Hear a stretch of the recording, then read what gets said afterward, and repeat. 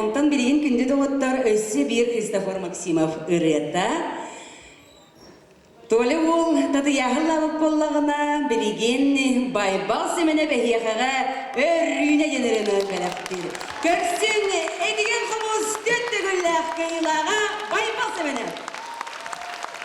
Sandalsan salandan geldiğin siraplikten sakam canın siraplikten adalahdan boluktun bağıra öneri kadir bilden duruyor ürdük şedihileri alamay gün örüye hegine arkastasın jendoroman hubu gırdıgırından agaddaven ılgırbın köngülden gevihin.